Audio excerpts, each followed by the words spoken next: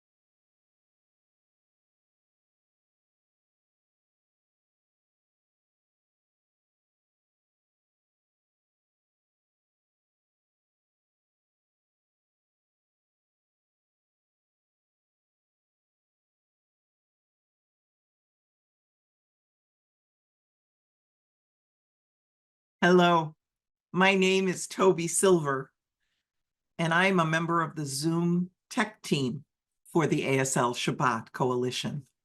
Welcome. We will start very soon. I have a few brief tech tips to share with you.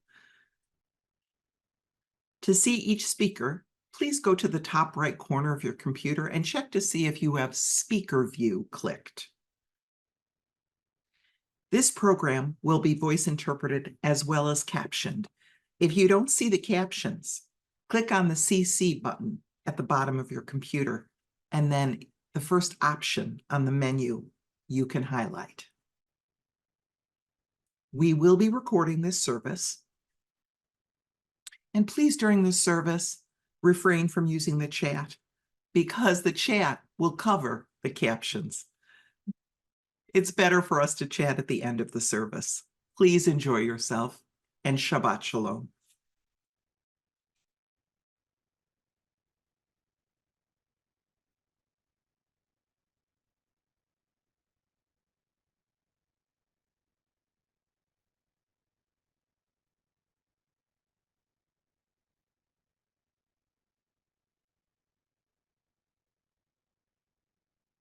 Hello.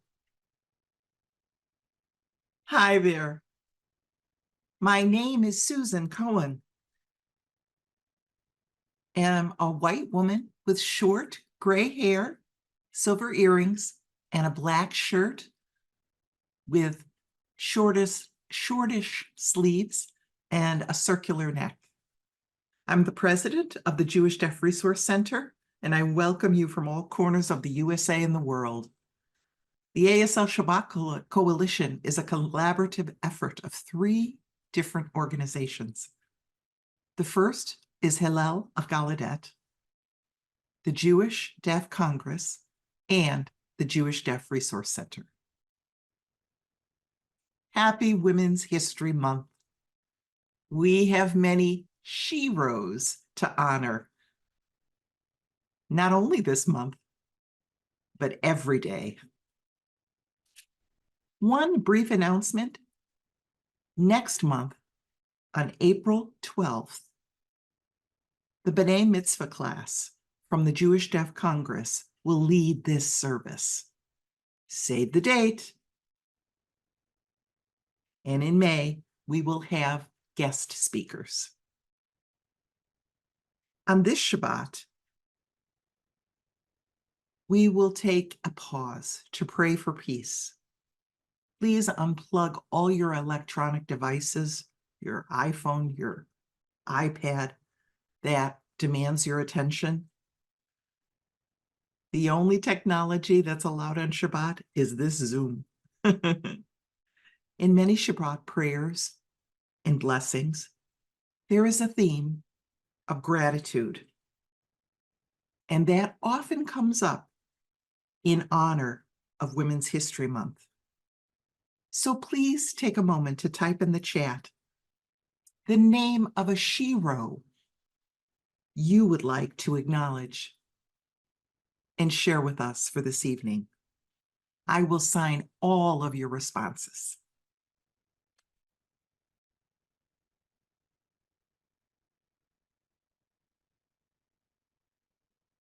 Anyone? Your shero. Eve Dicker Eisman, Roz Baker. Any others? Roz Rosen, Iris Apple, Nissan, Darshan Letner. Anyone else? A very good friend, Chris Kelly. She battled cancer 4 times, and she is still doing well. Maya Angelou, MJ Wyatt Ross. Thank you, Susan Cohn. Somebody said me. Marla Berkowitz. Golda Meir. Dr. Tanis Doe. Janice Cole. Anyone else?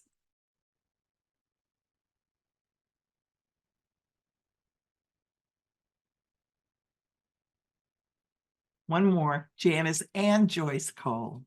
And Lior Yontang, who died during the 6-Day War. Okay. We have so many sheroes more to thank, but I want to add 2.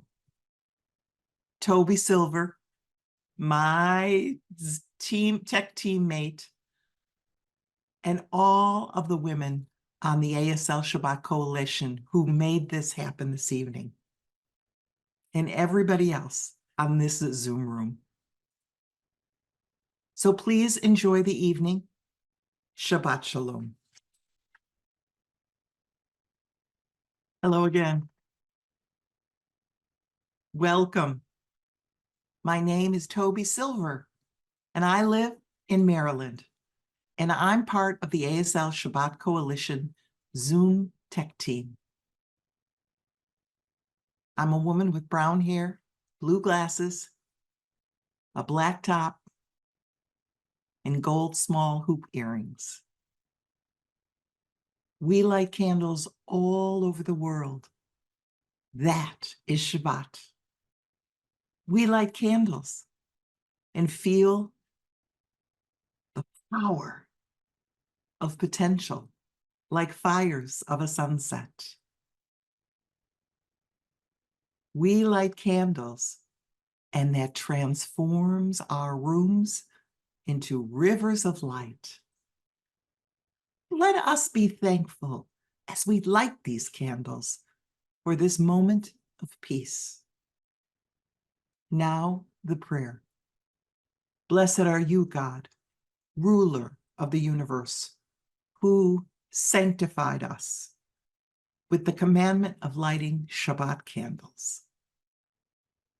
Here we go.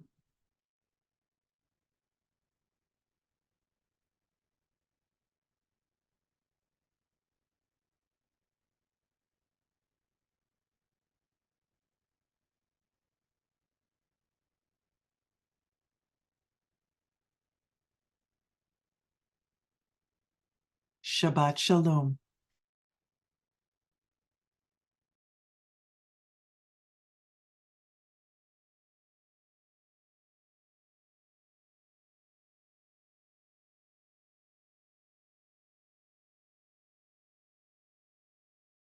I'm Lynn Jakubowicz. I'm a woman with dark curly hair, salt and pepper, some gold earrings.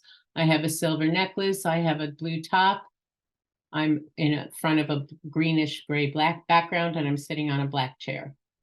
And I'm going to do a prayer called Eshet Chayil.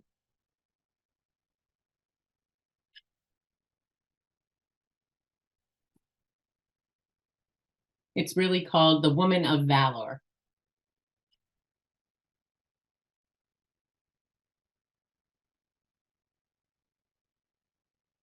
A woman of valor, who can find her? Her price is far more than rubies. The heart of her partner safely trusts her and has no worries. She does good, not evil, all the days of her life. She sews wool and flax and works willingly with her hands. She is like a merchant.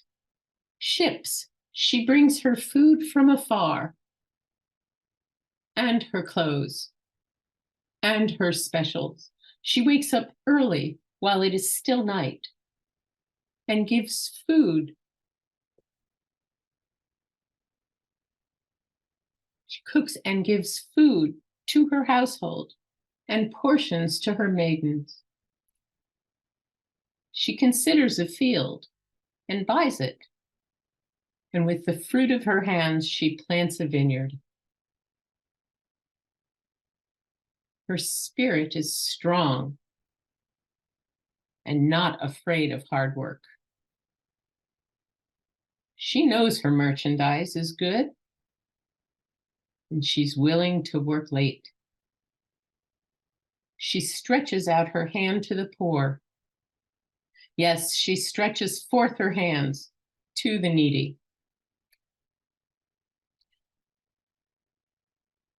She is not afraid of the snow, for her household, and her household is clothed in scarlet.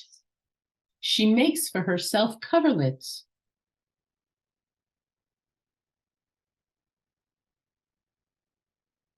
Her clothing is fine linen and purple. Her partner is known in the community where he sits among the elders. She makes and sells linen garments and delivers girdles to the merchant. Strength and dignity are her clothing, and she laughs at the time to come. She opens her mouth with wisdom, and the law of kindness is on her tongue. She looks well to the ways of her household and eats not the bread of idleness.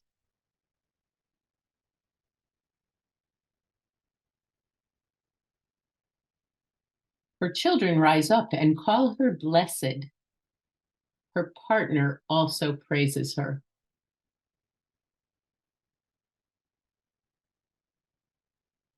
Many daughters have done valiantly, it is said, but thou excels them all. Grace is deceitful, and beauty is vain. But a woman that fears the Lord, she shall be praised. Give her the fruit of her hands, and let her works praise her in the community.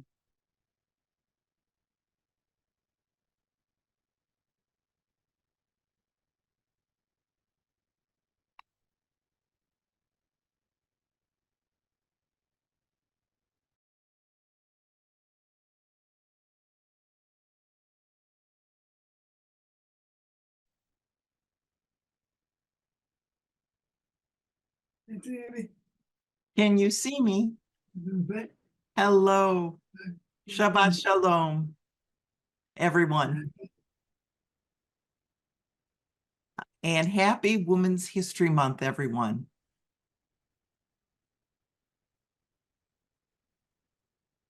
My name is Eleanor. Here's my name sign. My last name is Goldberg. My hair is colored black. My glasses are black. My earrings are silver, and my clothing is black.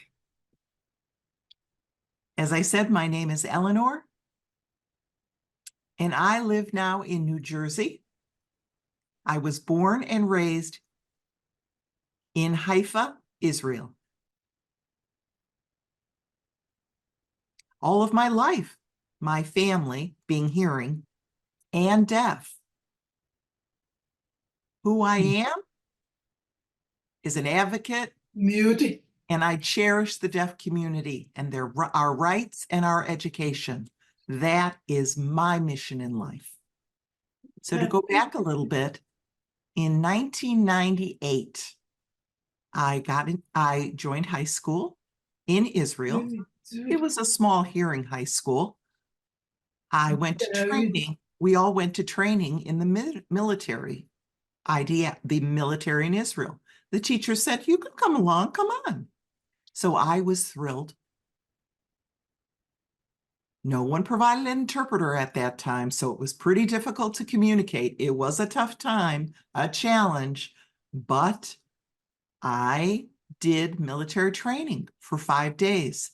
It was a good experience. When I went back home from the military training, I was about 17. And when I graduated from high school, it was 1999. I saw the students when they graduated prepare to go into the military because it was a law that all of them are required to provide service to the country. Deaf people are allowed to volunteer. They told me I couldn't because I was deaf. It didn't mean that I would be in the military and use guns or fight the fight. It would mean I would have civil duties. But if the war started, they would everybody in that they needed. TV news, interviews, all of that happened. And after about 1 year, maybe 1999 to 2000, finally I made it. After all that publicity, all that noise, all that frustration and tears, I was thrilled to finally be accepted into the IDF. It was an honor, that moment. It was an honor to wear the uniform. My service in the military was done in 2001, and I went to college. Again, back in the hearing world. The interpreters were given to me, but it was only for a limited number of hours. And I took graphic design. My bachelor's degree was awarded to me, and that was 2005. I met my husband, Todd, who's from America. He and I decided to live together and move to America and settle here in New Jersey, where my husband grew up. We have 3 children. All 3 are hearing. Unfortunately, I got divorced recently, so I'm a single mother, 3 children. That's my gift to the world, 3 children. And 2006, we moved here to New Jersey, right after the Lebanon War, the second one. So we came to America, and the language was new, the culture was new, the traditions were new. It was so overwhelming with how much I had to learn. And of course, I knew ASL and English a little, but when you're immersed in America, it was quite different. It was a big part of my life in 2010, changed. My second baby was born. No one provided an interpreter during my C-section when my baby was born. I was kind of used to it because in Israel, that was not provided anyway. But here in the States, the ADA demands that interpreters be provided, but I was not aware of that law. So the doctor pulled his mask down, and when we asked, "Is the baby alive or dead?" I didn't know what was going on. So after that, I started to really investigate the ADA. And my role as an advocate was born because I wanted to empower others in the deaf community to have interpreters and equal communication access when they would go through things like a cesarean when I didn't have that. So I do advocacy for many, many people. There's been medical lawsuits. There have been lawsuits in the government. I've had an active career. So from then till 2012, we got hit with a hurricane in New Jersey. I don't know if you remember that. Many, many trees were downed in my backyard. The police came, no communication, no interpreter. And I realized again, my rights. I pay taxes. I pay for the police officer's services. So I decided to roll up my shirt sleeve and talk to the public and the FEMA emergency management system. And my journey changed from a mother, full-time, hands-on mother, to becoming an independent contracting businesswoman and I provided training in over 30 states to give different government agencies and police departments about the ADA and airports even, explaining what deaf people's rights were. And that's where I came from Israel to now. It's been a big challenge, but my issue was always language. Hebrew was my first language, and I picked up the other ones. ASL, which I can sign now, that was a tough one for me to pick up. When my second baby was born, I started to really learn ASL through books, DVDs, interacting with the deaf community, being on the video phone, through Sorensen video phone, and I learned. There were no classes that I was aware of. I had to pick it up on my own. And I felt my English grew with my children's education. And that was empowering to me. And being Jewish, I grew up in a family that was very religious. My grandmother and father were very religious. And it was interesting because when I was a child, my mother always said, shh, shh, during the prayers in temple in Israel, shh, shh. I never knew what she meant. I never knew about the Torah. I never knew about Sidurs. You know, I knew about history, but the words, the religious words and all that, when I came to America, I started to really learn from Rabbi Fred Friedman and Rabbi Sudikoff.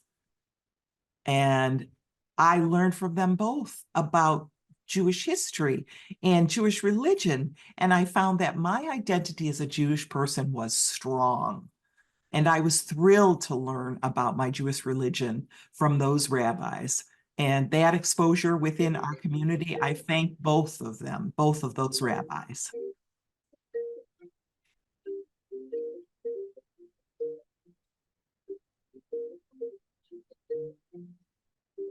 So women should never be afraid. Don't look back. Don't give up your dreams, your passions, your goals. I want you to feel empowered, all women, to do what you want to do. Now, the situation in Israel, it's a tough time. Every Jewish community in the world is having a rough time. The anti-Semitism is wickedly bad right now. I always pray for people to be safe and the IDF to be able to rejoin their family as well as the hostages. Thank you so much for allowing me to speak this evening. What? I'm ready for questions. I think I have some people who are ready to ask me questions. I'm ready to listen.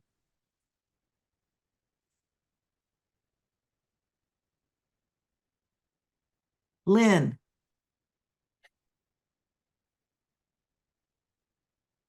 Great. Oh, there I am.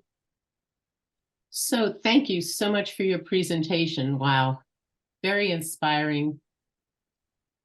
And I'm amazed at how deaf Jewish people can join the IDF. Exactly what did you get to do during your military training? Can you elaborate a little bit? I mean, I realize you might not be shooting up guns, but how else? In the civil, in the civil service, we taught deaf children because we were the role models, being deaf ourselves. We wanted to give those children hope. And also the hearing parents saw us deaf teachers, us civil servants, as being hope, as being hopeful, being a positive role model for their deaf children. Is there a limited age, or how long can you be in the service? 18 to 21. But if you want to continue to 24, you can, but 24 is it. Thank you.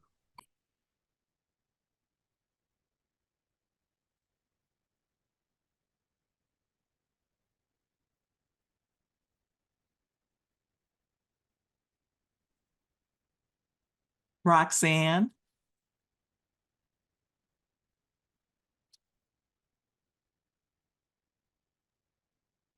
Oh, good. Oh, thank you so much. I'm thrilled that you came and gave this presentation and shared your experience. We must really listen to your story. Thank you so much for sharing it. You're very welcome. I wanted to know, you started to mention the frustrations and being turned down, not being accepted as a deaf person when you tried to break through that glass ceiling. How did you do it? I mean, how did you get through that ceiling? Because I'm very tough and I'm a stubborn woman. You have chutzpah. Stubborn. I think that's how we spelled it? Chutzpah. Yep, chutzpah. Yep. So being stubborn got you in, huh? No permission, no. Just a very stubborn person, passionate. It's important to have passion and motivation. And to follow up, I have a follow-up. How many total deaf women would you say have been in the IDF? Since 1999 of my time, I'd say there have been about 10. But today, in today's day, I don't know. But at that time, 1999 to now, I would say maybe 30 in the military. 130 or 30? Oh, 30. 30. 30. And which area, like you taught in various, you were a role model, and I understand there were limitations and things, but I did IT technology. That is a service I provided in the IDF. I worked on the computer system. As I said, I was a teacher. I did some mechanic work with the airplanes. Wow, that's great. Oh, thank you so much. I'll let some other people ask. Thank you so much. Thank you, Roxanne.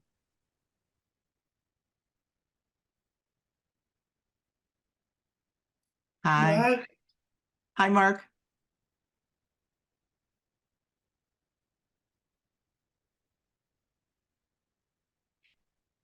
Hi. Hi, Mark. Oh, this was great. I had a question and a message. I live in Germany. And I've come to Israel. I got my passport. I got it stamped. And I had to wait a few years to be able, I could go back somewhere, a few years in between my visits. Because the German government wouldn't let us in, you know, all they checked our passports to see who went to Israel and who didn't. And we had no interpreters when we visited. Right. So we were working in the fields, we were washing dishes, we were told we couldn't even do that. We wanted to train, we wanted to get into the army, the Israeli army, we were told we couldn't. School was important, we had to graduate, we had to do all those things. And I understood that, but I waited until times changed, and I waited and waited and waited. And there was some discussion about style, and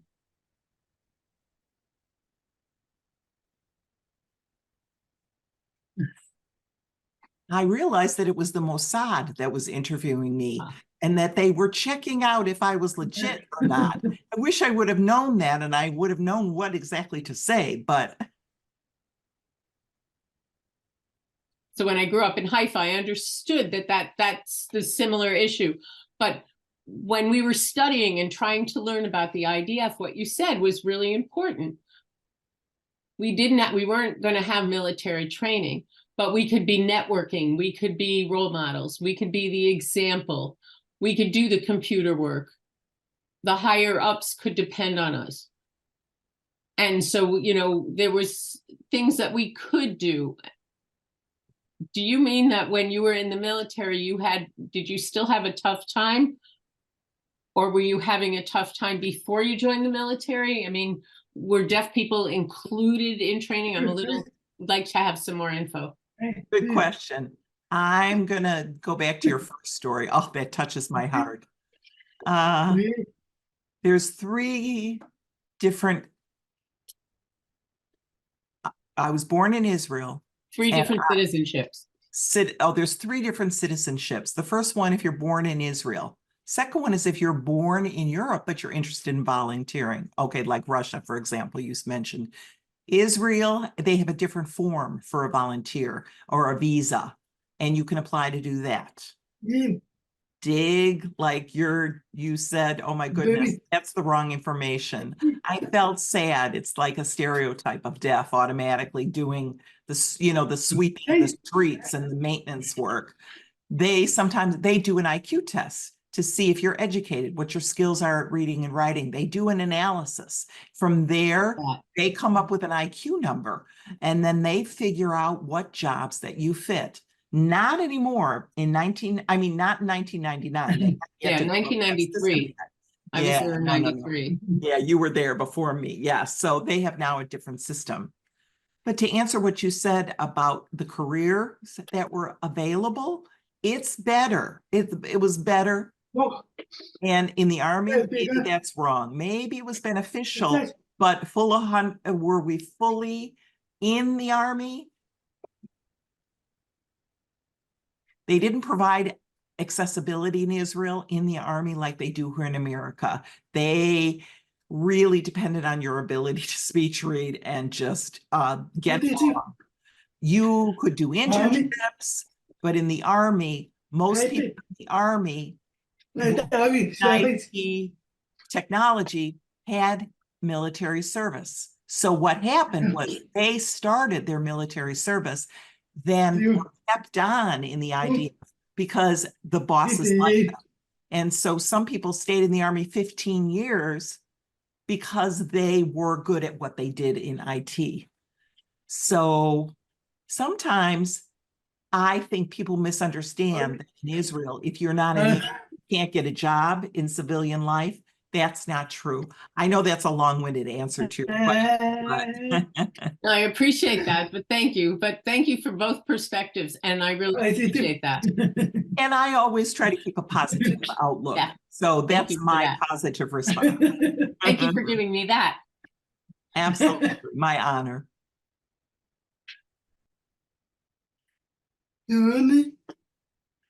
Next, June. June. Hi, June.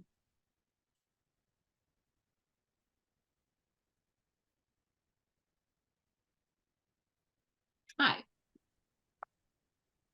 My family moved during World War II. I have some relatives who still live in Israel. And what's happening in Israel breaks my heart. It's such a big concern to me. And how some people don't support Israel, like in the UN, I just can't understand it. And I can't understand how deaf people are running around trying to understand what's happening and having people explain how, you know, Jew killers and blah, blah. Ugh, it's really a really tough time for us. And how can we respond? I know it's tough. It's a really tough time, especially now. I grieve over this a lot. You know, June, that's a good question. Two things I want to tell you. That will encourage you. Number one, people who say these things have not lived in Israel. They haven't lived through a war and bombing. They will never understand what it's like to live in my shoes because I've been there. And also, the media is so toxic in this situation. The politics today do not show the facts. They show opinions. And I think people who are very educated or are very intelligent who do their research, who know their history, they might know what's happening, and they're frustrated with the cancer of anti-Semitism. Israel can explain again and again and again, but I'm sure the government system is running. But the Israeli government is making these decisions, but often people out in the world think it's all Jewish people who are making these decisions. So it's very sad. Everyone is human. Hate has no place within the Jewish community or the Palestinian community, but it's rampant in politics. And these arguments have been going on for years. And the social media is just wickedly cancerous right now. And it's a really tough question, because I wish people thought better of my country. But you have to say positive, and you have to explain the history. As a woman's role, it's often to explain. And we have to do the best we can to make people understand what's going on in Israel.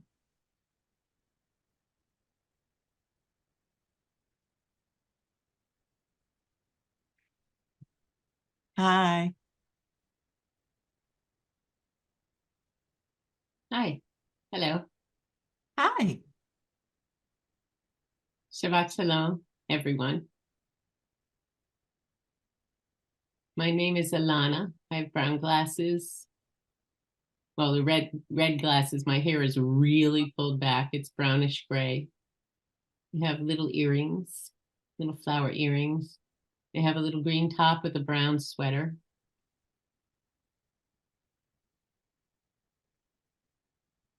And I want to share with you my sister, my youngest sister. Love you.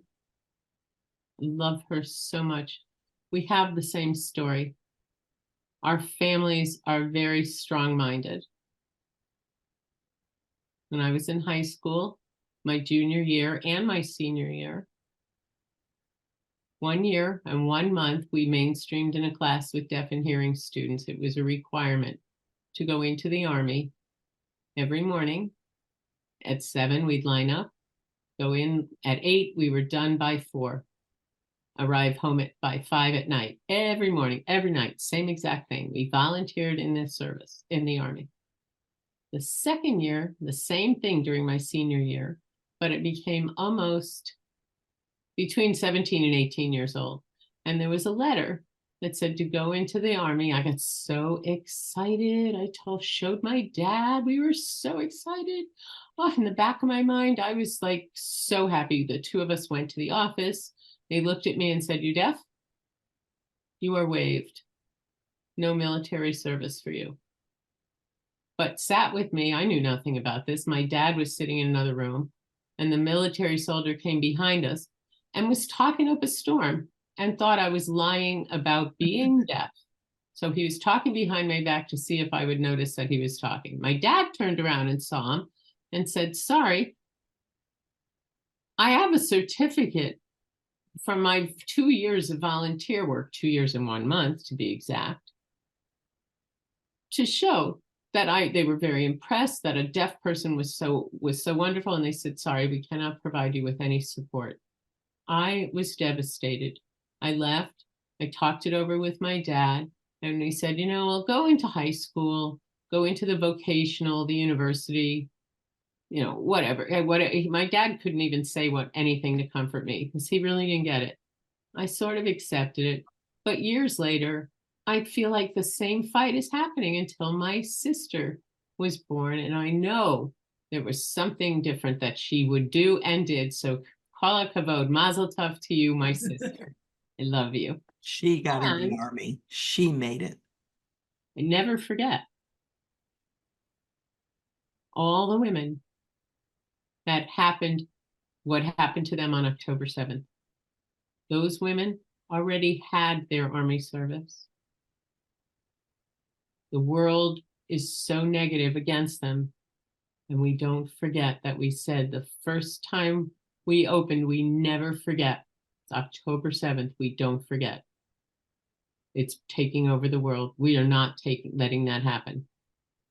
Israel. The Israeli people are furious and scared. And of course, we know that we want to clean up what happened in that field, in that disgusting area that all these rapes and murders happened. The young, the old, we know we have to remember the people where they came from October 7th. Period. The end. That's it. So, and on a good note, Shabbat Shalom to the world and to all of us. Thank you so much, Ilana. Thank you.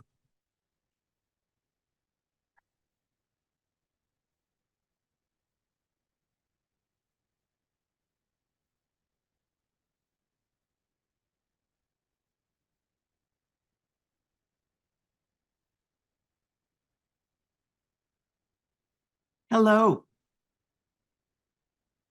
Thank you, Eleanor, for sharing your beautiful sermon.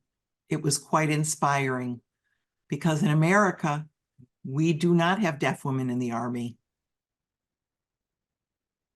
Maybe Israel will be a good influence on us. My name is Danny Golightly. I have white hair. I'm wearing a black top and a necklace with green stones. I'm very excited to be here with my husband sitting next to me. Here he is. And our beloved friend. We're here to share Shabbat and celebrate.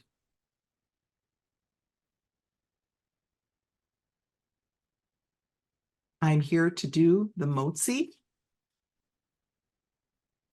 First, I want to show you, of course, the challah. Here it is. And I will give it out. I wish I could give you each a piece of it. There's enough for you all. Let's say the prayer. Blessed are you, God, the ruler of the universe, for bringing forth rain from the earth. Amen.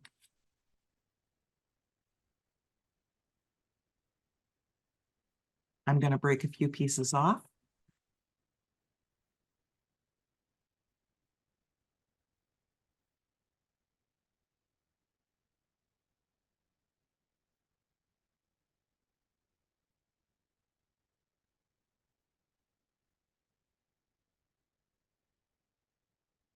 If you have some holly at home, please go ahead and enjoy it with us. Oh, it's delicious, isn't it? It's delicious. Rosen's challah. Now I'd like to do the next prayer.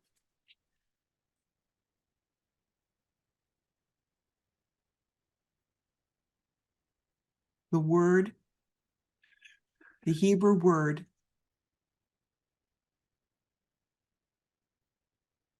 B'te'avon. is the Hebrew word for enjoy your meal. Now the Kiddush, the blessing over the wine. Kiddush means to sanctify or make holy. And there's two versions of Kiddush, one for Friday night and one for Shabbat lunch. We do a Kiddush. We remember the day of Shabbat and we keep it holy. And we trace it back to the creation of the world. God created the world in 6 days and rested on the 7th. Friday night, all day Saturday. That's when we rest. We remember that Shabbat is a special day. And we work in partnership with God. I will say the blessing.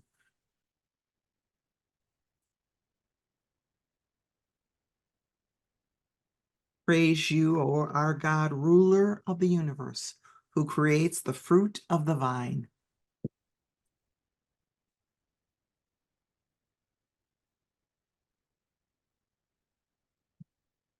L'chaim.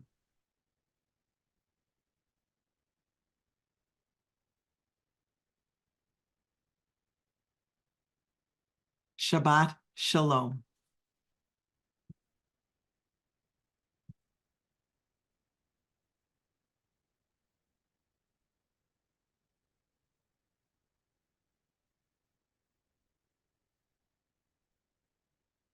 Hi, everybody.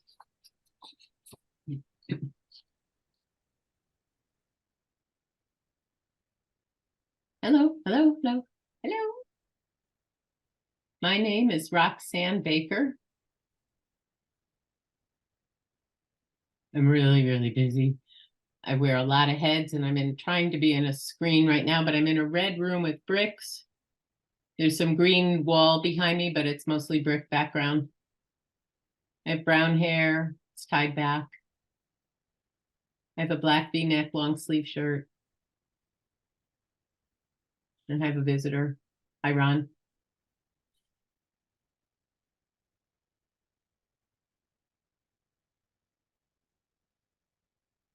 I live in Maine, but right now I'm in California. I represent the Jewish Deaf Congress here at the ASL Shabbat Coalition. Wow. Lynn Jakubowicz, your rendition of the ASL Woman of Valor poem. Wow. I agree with you all. That was a true beauty. Oh, you are a woman of valor. Women's History Month. You are a role model. Hold on one second. And also, Eleanor, thank you so much, Eleanor Goldberg. You're sharing your amazing stories. How you navigated and broke through those glass ceilings and joined the IDF. Volunteered, joining and being such a success and a role model. And your sister, Alana, sharing her story. How you both connect and how she sees you as a role model, Eleanor. Wow. It's very inspiring to see you joining. And thank you so much. And Janie, and the comments, everything with Israel and all the challenges and access to be able to be in the service. In America, you know, we take a lot of our access for granted sometimes. Alana's younger sister, Eleanor. Thank you for letting me know I misspoke.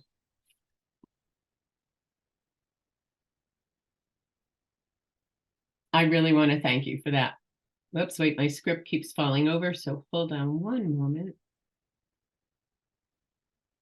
Hand waving to all of you, thank you, who were involved in this service tonight, for bringing the light to the darkness and clarifying everything and sharing this message. Also, all of you who joined us tonight for the service, thank you. We want to thank our people who provided our access, our interpreters, Donna Brandwine and EJ Cohen. Thank you both very, very much. And our captioner, Claire Baldy. Thank you. Also thank the Maryland Relay Services Remote Conference Captioning for sending a captioner for us this evening. Without the Zoom tech team, this event would not have been happening. So we thank Toby Silver and Susan Cohen.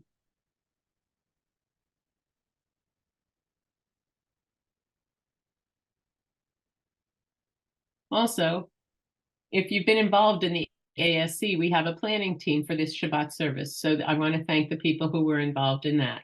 Susan Cohen, Hillel Goldberg, Janie Golightly, you saw her earlier tonight with the blessings for the bread and the wine, Toby Silver, and Chris Wagner, and me also. I'm on that team.